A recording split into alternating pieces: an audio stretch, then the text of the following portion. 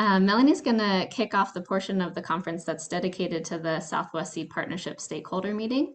But like all of the Northwest content, I think this should be of interest to anybody who's in the native plant materials world.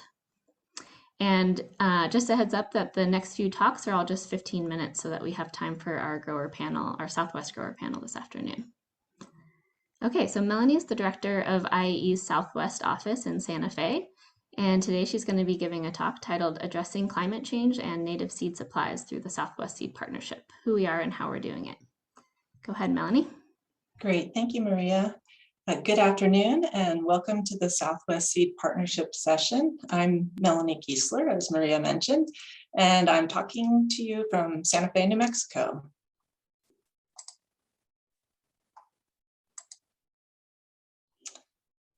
So each year, our Southwest Seed Partnership hosts a stakeholder meeting, either in New Mexico or Arizona, and our stakeholder meetings bring together diverse partners from public agencies, growers, tribal agencies, academic institutions, and nonprofits. And all of our stakeholders have a common interest to increase the supply of native plant materials in our region, especially seeds. And this year, we decided to merge our stakeholder meeting with this virtual conference. And our afternoon session is a chance to learn more about our partnership, our methods, and our progress. I'm going to set the stage by first talking about the broader goals for the partnership, including how our seed development work supports landscapes that are impacted by climate change. And then I'll transition into sharing information about our partnership itself. As you heard from the talks yesterday, seeds are packed with potential. And so at the core of this diagram here is the essential work that we do as a partnership every day, and that is growing seeds, collecting seeds, and making sure that they're of good quality. And then the benefits of these efforts radiate outward to our ability to use these seeds in restoration and research projects in the near term. And long-term benefits include using seeds to build capacity at a regional level and banking seeds to prepare for climate change. We tend to spend most of our time focusing on the inner two circles, but let's take a few minutes to talk about these longer-term benefits. The Global Change Research Program has identified the Southwest as a climate change hotspot. And given that the Southwest is already dry and hot, we're already on the margin with no room for error.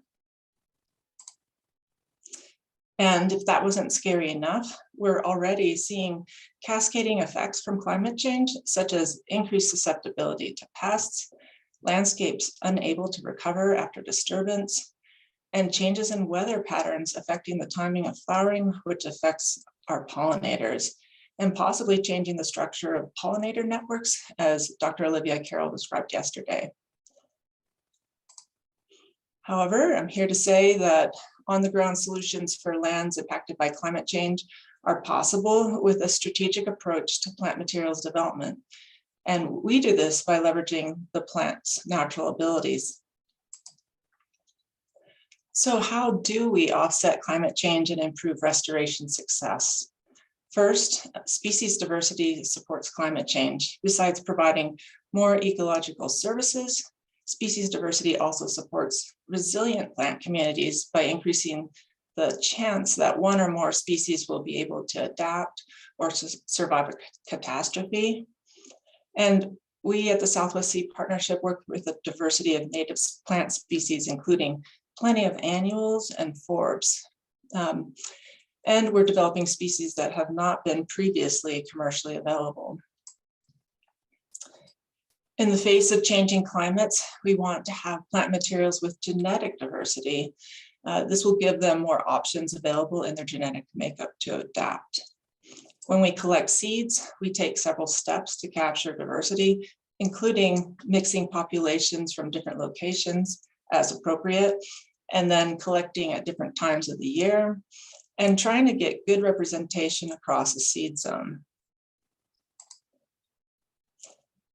Seed quality is of great importance to our partnership, and you're going to hear an update soon on a new seed certification program that supports this priority. So with the added stressors of climate change, ecosystems become more vulnerable to invasive plant species. And the last thing we want to do when we're doing restoration is introduce weeds to our project sites. And that's just one reason why seed testing and seed certification are so important. Seed banking is critical. The Southwest Seed Partnership, working in conjunction with the Seeds of Success, has banked thousands of accessions representing different locations in the species range. If a species is wiped out, we can use these seeds to help recover them. Use of local sources of seed is also a priority for our partnership. There's plenty of studies out there that have found that using local sources improves restoration success, since local sources are more likely to be adapted. And we want to know how far seeds can be moved safely. And we put a lot of time and energy into determining appropriate seed transfer zones for the species that we work with. There's some definitions on the right there, if these are new terms for you. So what if the area that these seeds originated from now has a different climate? All the protocols that I just described build in the flexibility for both us and our seeds to respond. And since seed zones in the Southwest can be pretty large, we have some wiggle room for moving plant materials further if we need to. Also, we're weighing our risks and avoiding near-term harm, since using non-local sources can increase the chance of outbreeding depression or maladapted genes being introduced. So it's interesting, what we're actually trying to do is we're attempting to balance two extremes in germplasm development. That is, making our seeds as broadly applicable as possible with as much genetic diversity as possible, while also trying to retain local adaptations and avoid outbreeding depression. And at the same time, trying to keep our eye on climate change. So what about assisted migration? This morning, Tom Kay gave a wonderful, provocative climate change presentation with some suggestions for gradually becoming more aggressive with assisted migration. But as you probably guessed, our partnership is still taking a more conservative approach to seed movement, working more with a plant's natural abilities to adapt. And if you look at this diagram by the Forest Service, you can see different levels of assisted migration, ranging from population migration to range expansion and then on to species migration. I would say that the Southwest Seed Partnership is at level 1, assisted population migration. And this is also referred to as assisted gene flow. And this is where seeds are moved to new locations within the historic range for the species. But our approach is even more restricted than that. We limit seed movement to within seed transfer zones inside a species range. Assisted gene flow is particularly helpful in situations where populations have been artificially fragmented due to our human activities, and it's a way to repair past damage. And so the goal of the Southwest Seed Partnership is to increase the supply of native plant materials for the ever increasing restoration needs in the Southwest. And as you just heard, we're focused on a particular type of plant material that we expect to be more successful long-term, and that is locally sourced seed with high levels of genetic diversity and diverse species. The vision for our partnership is to develop plant materials in a collaborative way across 2 states, New Mexico and Arizona, leveraging the resources, the geographic location, and technical expertise of multiple partners. We work in conjunction with the national strategies that provide a framework for plant materials development. We don't need to reinvent the wheel when there are so many great minds working towards similar goals to meet similar needs across the country. And our vision includes a thriving native seed industry. Here's the area where we work. The Southwest Seed Partnership is actively working in 8 ecoregions across New Mexico and Arizona. The Colorado Plateau and the Sonoran Desert ecoregions have their own seed partnerships. You can see them up at the top and down on the lower left, and we collaborate with them. We've accomplished a lot in the last 5 to 6 years. Our partnership was established in 2015, and that same year we contracted a small seed collection crew in Arizona. The next year we had our first steering committee meeting, and several seed crews were running in New Mexico. And then we also expanded our collaborators and funding. In 2017, we hired a coordinator for our partnership, purchased seed cleaning equipment, assessed regional seed needs, and started our first seed production fields. By 2018, we hosted stakeholder meetings in both New Mexico and Arizona and launched a large germplasm research project with the New Mexico Department of Transportation. In the last 3 years, we really expanded our capacity with a seed cleaning facility, more crews and collections in new ecoregions, more seed fields, and expanded nursery grow out too. And as of today, we've had 28 farm fields, made nearly 2,000 wild collections, hired a bunch of support staff, and harvested over 500 pounds of seed. So the Southwest Seed Partnership is a collaborative partnership model. With the collaborative model, partners support different aspects of the partnership, and we can help them set up collaborative seed collection, collaborative production, and collaborative research. And this is a little different from the cooperative model you heard about earlier with the Willamette Valley Native Plant Partnership.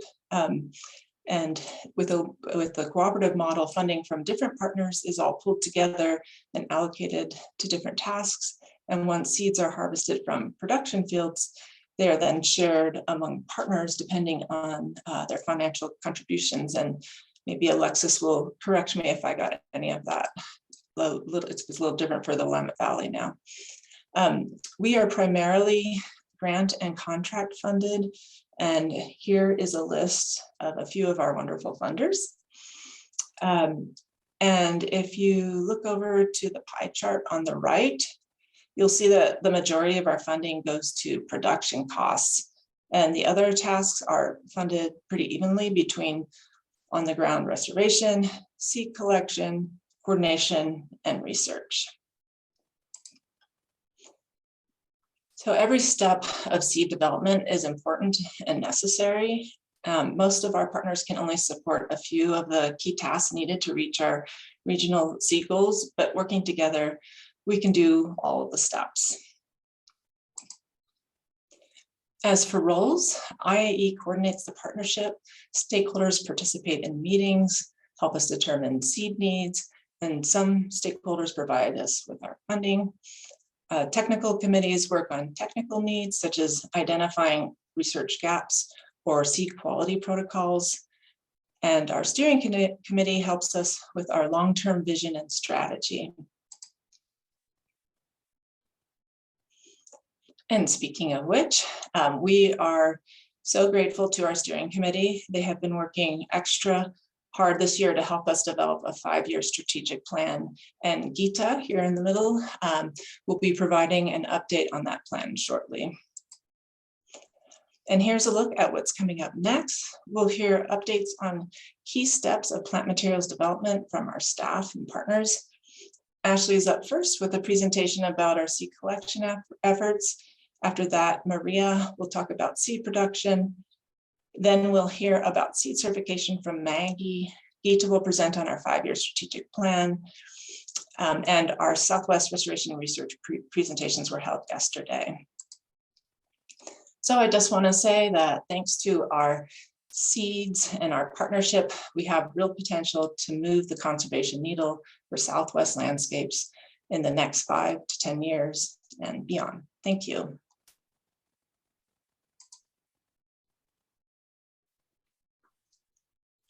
All right, thank you, Melanie, for that overview of the Southwest Seed Partnership. We have a few minutes for questions, and as a reminder, put your questions in the Q&A box and upvote questions that you would like to see answered.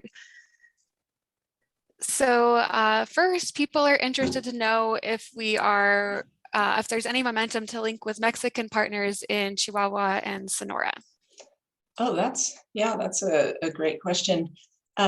So the Sonoran Desert Ecoregion, they have their partnership right now that's really getting up and running, and I will connect with them and see if there's some links happening to over the border. Great. And then there's a couple of questions under this theme of seed transfer. So here's one. Can you elaborate on how you are transferring seed from different locations? Are you taking seed from different locations in the same transfer zone and then growing that out in one field? How do you determine appropriate seed transfer zones? So that had a few parts. Oh, that is such a good question, and that's a big one. So yeah, we work within seed zones, and most of our production is for the Bureau of Land Management, and they have requested that we use the provisional seed transfer zones for our production with them. And so all the collections within the provisional seed zone are fair game to be combined. And when we do combine them, we do try to balance the genetic contributions from each of the populations so that one collection doesn't swamp the rest. And otherwise, when we were first getting going, we did a lot of research of our own before it was determined that provisional seed zones for the BLM was sort of the standard that was being asked for. And so we did a lot of species profiles and looked into the complete all the genetic research that was done on all these species and tried to come up with some guidelines based on the biology and the genetics of the species. But if there are empirical seed zones available based on research, we would definitely defer to that. But right now, we just need a lot more research on seed transfer zones to really make sure we're doing it right. Great, and I think this, we have time for one more, and I think this goes along with that question, but maybe you could elaborate and say more about avoiding outbreeding depression and how big the local seed collection areas are. And also, as a spoiler, I'll be talking about some of this in the next presentation. Okay, well, maybe I'll save some of the good stuff for you, Ashley, then. But yeah, so yeah, I think that, the concept is if you bring in very disparate populations and you mix them together, there's a chance that they will you can bring in some genes that are not adapted, and that those genes can then kind of quote unquote pollute the